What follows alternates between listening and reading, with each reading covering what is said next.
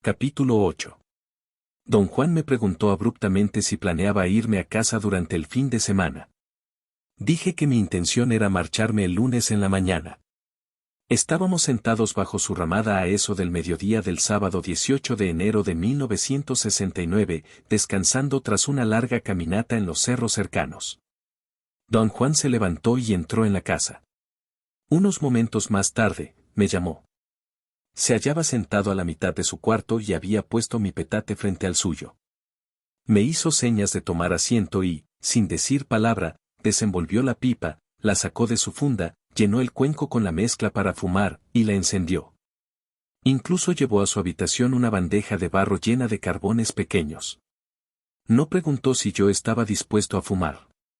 Simplemente me pasó la pipa y me dijo que chupara. No titubeé.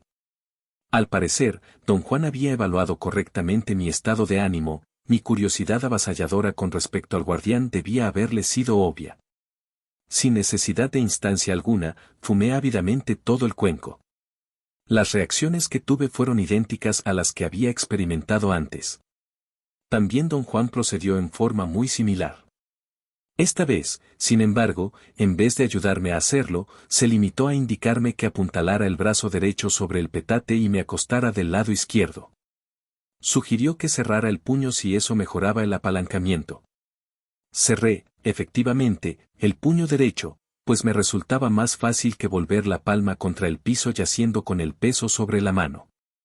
No tenía sueño, sentí calor durante un rato, luego perdí toda sensación. Don Juan se acostó de lado, encarándome, su antebrazo izquierdo descansaba sobre el codo y apoyaba su cabeza como en un cojín. Reinaba una placidez perfecta, incluso en mi cuerpo, que para entonces carecía de sensaciones táctiles. Me sentía muy a gusto. Es agradable, dije. Don Juan se levantó apresuradamente. No vayas a empezar con tus carajadas, dijo con acritud. No hables. Toda la energía se te va a ir en hablar, y entonces el guardián te aplastará como quien apachurra un mosquito. Sin duda pensó que su símil era chistoso, pues empezó a reír, pero se detuvo de pronto. No hables, por favor no hables, dijo con una expresión seria en el rostro. No iba a decir nada, dije, y en realidad no quería decir eso. Don Juan se puso en pie. Lo vi alejarse hacia la parte trasera de su casa. Un momento después advertí que un mosquito había aterrizado en mi petate, y eso me llenó de un tipo de ansiedad que jamás había experimentado antes. Era una mezcla de exaltación, angustia y miedo. Me hallaba totalmente consciente de que algo trascendental estaba a punto de revelarse frente a mí, un mosco que guardaba el otro mundo. La idea era ridícula, sentí ganas de reír con fuerza, pero entonces me di cuenta de que mi exaltación me distraía y de que iba a perderme un periodo de transición que deseaba clarificar. En mi anterior intento de ver al guardián, primero había mirado al mosquito con el ojo izquierdo, y luego sentí que me había incorporado y lo miraba con ambos ojos, pero no tuve conciencia de cómo ocurrió esa transición. Vi al mosquito girar sobre el petate, frente a mi rostro, y advertí que lo miraba con ambos ojos. Se acercó mucho. En un momento dado ya no pude verlo con los dos ojos y cambié el enfoque a mi ojo izquierdo, que se hallaba al nivel del piso. En el instante en que alteré el enfoque sentí también haber enderezado mi cuerpo hasta cobrar una posición completamente vertical, y me hallé mirando a un animal increíblemente enorme. Era de pelambre negra brillante. Su parte delantera estaba cubierta de pelo largo, negro, insidioso, que daba la impresión de espigones que brotaban por las ranuras de unas escamas lisas y brillosas. De hecho, el pelo se hallaba dispuesto en mechones. El cuerpo era macizo, grueso y redondo. Las alas eran anchas y cortas en comparación con el largo del cuerpo. La criatura tenía dos ojos blancos saltones y una trompa larga. Esta vez semejaba más un lagarto. Parecía tener orejas largas, o acaso cuernos, y babeaba. Me esforcé por contemplarlo con fijeza y entonces cobré plena conciencia de que no podía mirarlo igual que como miro ordinariamente las cosas. Tuve una idea extraña, mirando el cuerpo del guardián sentí que cada una de sus partes poseía vida independiente, así como están vivos los ojos de los hombres.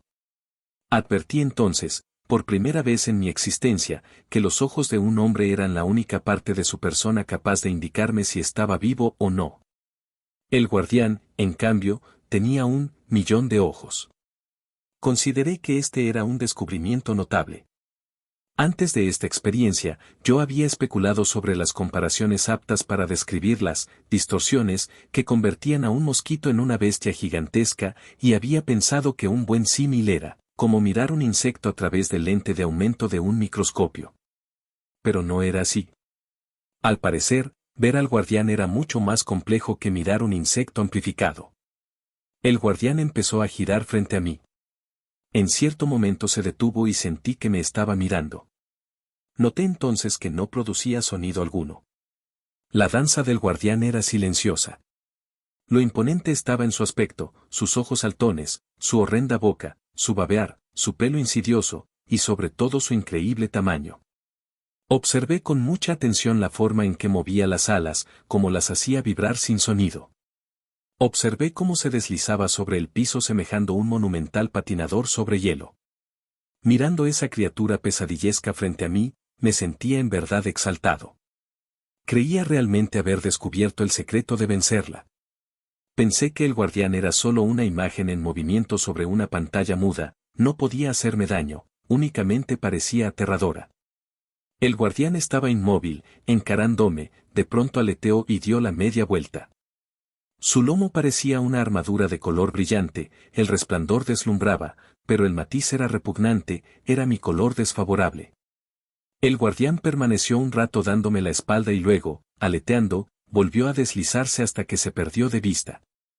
Me vi ante un dilema muy extraño.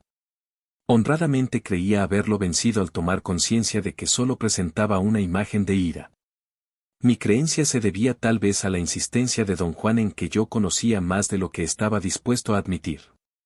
En todo caso, sentía haber vencido al guardián y tener despejado el camino. Pero no sabía cómo proceder. Don Juan no me había dicho qué hacer en una situación así. Traté de volverme a mirar a mi espalda, pero no pude moverme. Sin embargo, podía ver muy bien la mayor parte de un panorama de 180 grados ante mis ojos. Y lo que veía era un horizonte nebuloso, amarillo pálido, parecía gaseoso. Una especie de tono limón cubría uniformemente todo cuanto me era posible observar. Al parecer me hallaba en una meseta llena de vapores sulfurosos. De improviso, el guardián volvió a aparecer en un punto del horizonte. Describió un amplio círculo antes de pararse frente a mí, su hocico estaba muy abierto, como una enorme caverna, no tenía dientes. Vibró las alas un instante y luego me embistió. Se lanzó contra mí como un toro, y sus alas gigantescas oscilaron buscando mis ojos. Grité de dolor y luego volé, o más bien sentí haberme disparado hacia arriba, me remonté más allá del guardián, más allá de la meseta amarillenta, hasta otro mundo, el mundo de los hombres, y me encontré de pie a mitad del cuarto de don Juan. 19 de enero, 1969.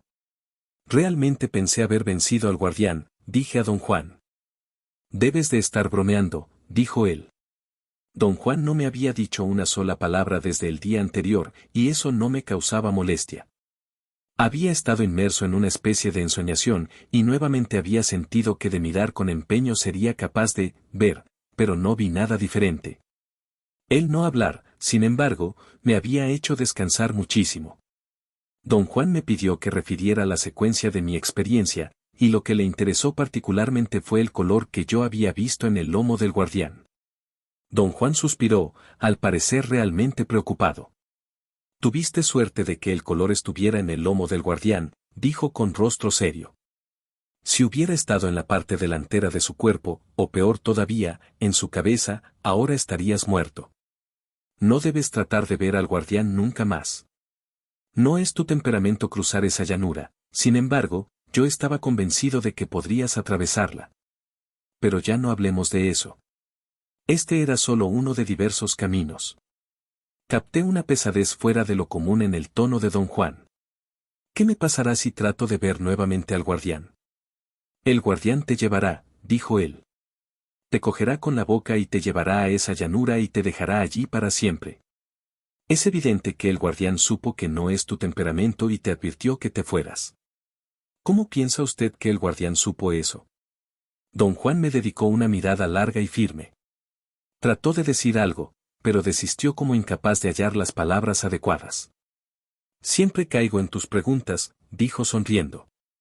Cuando me preguntaste eso no estabas pensando en realidad, ¿no? Protesté y volví a afirmar que me desconcertaba el conocimiento que el guardián tenía de mi temperamento. Don Juan tenía un brillo extraño en los ojos al decir. ¿Y tú que ni siquiera le mencionaste al guardián nada acerca de tu temperamento, verdad? Su tono era tan cómicamente serio que ambos reímos. Tras un rato, empero, don Juan dijo que el guardián, siendo el cuidador, el vigía de ese mundo, conocía muchos secretos que un brujo tenía derecho a compartir. Esa es una manera en que un brujo llega a ver, dijo. Pero ese no será tu dominio, así que no tiene caso hablar de ello. ¿Fumar es el único modo de ver al guardián? Pregunté. No. También podrías verlo sin fumar. Hay montones de gente que pueden hacerlo. Yo prefiero el humo porque es más efectivo y menos peligroso para uno. Si tratas de ver al guardián sin ayuda del humo, lo más probable es que tardes en quitártele del paso. En tu caso, por ejemplo, es obvio que el guardián te estaba advirtiendo cuando te dio la espalda para que miraras tu color enemigo. Entonces se fue, pero cuando volvió tú seguías allí, así que te embistió. Pero tú estabas preparado y saltaste.